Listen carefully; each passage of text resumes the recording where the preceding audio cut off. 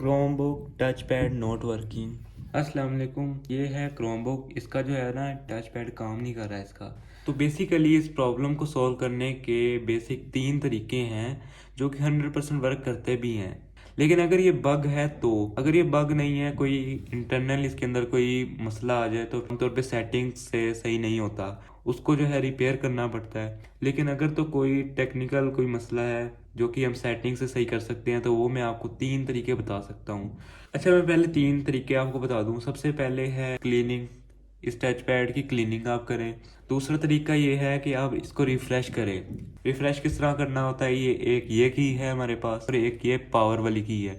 इन दोनों को एक साथ प्रेस करेंगे तो ये रिस्टार्ट हो जाएगा, रिफ़्रेश हो जाएगा। तो थर्ड जो सोल्यूशन है वो ये है कि आप एक एक्सटर्नल माउस लें, उसको आप इसके साथ अटैच करें। जहाँ पे यूएसबी वगैरह लगती हैं वहाँ पे आप इसको एक्सटर्नल माउस को अटैच करें और सेटिंग खोल लें। वहाँ पे टच पैड में जाएं।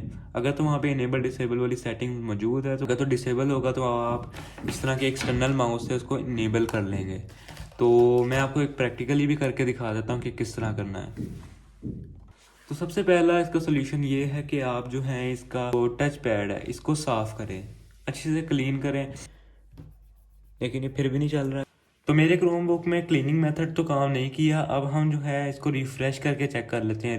तो सबसे पहले आपको ये जो रिफ़्रेश वाला बटन है इसको दबा के रखना है एंड देन आपको जो ये पावर वाला बटन है, पावर वाले बटन को जैसे ही प्रेस करेंगे ये जो है वो टर्न ऑफ हो जाएगा। अच्छा, आपने ना इसको इग्नोर करना है। ये इसके अंदर डेवलपर मोड ऑन है। अगर तो आपके पास डेवलपर मोड ऑन नहीं है तो फिर ये आपके पास नहीं आएगा। तो इसको आप स्किप करें। तो सिंपल सा आपके पास जब ये आप इसको क्लिक करेंगे तो आपके पास ये वाली चीज़ आएगी। तो देखें आप, हमने इसको रिस्टार्ट रिफ़्रेश किया है तो ये जो है इसका टच पैड काम कर रहा है।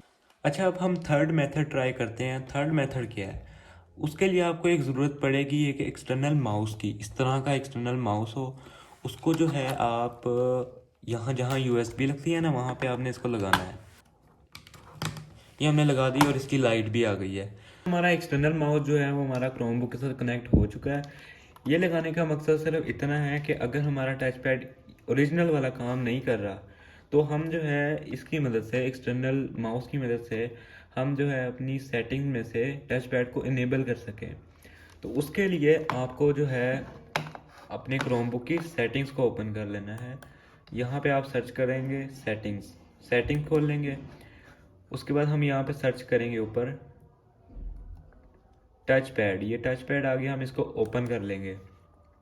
अच्छा, जो मेरा क्रोमबुक है ना, मैं आपको बता दूं, क्लियर कर दूं ये बात कि मेरे क्रोमबुक में ये सेटिंग नहीं है कि मैं अपने टच पैड को इनेबल या डिसेबल कर सकूं। ये चीज़ बताने का मकसद सिर्फ इतना है कि मेरी क्रोमबुक में ये इनेबल डिसेबल वाला फंक्शन नहीं है कि हम टच पैड को इनेबल डिसेबल कर सकें।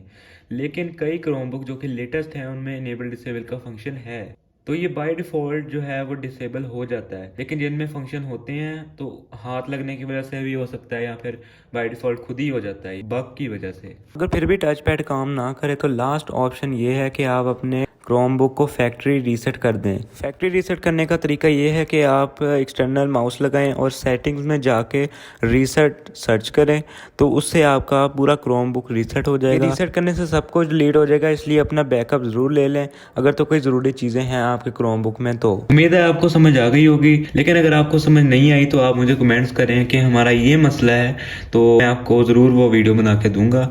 तो ये थी मेरी फर्स्ट टेक वीडियो। अगर आपको पसंद आई हो तो ज़रूर से लाइक शेयर सब्सक्राइब कर दीजिएगा। तो चले फिर मिलते हैं किसी और प्रॉब्लम्स इश्यूज से रिलेटेड वीडियोस के लिए। अपना ख्याल रखिए। अल्लाह हाफिज़।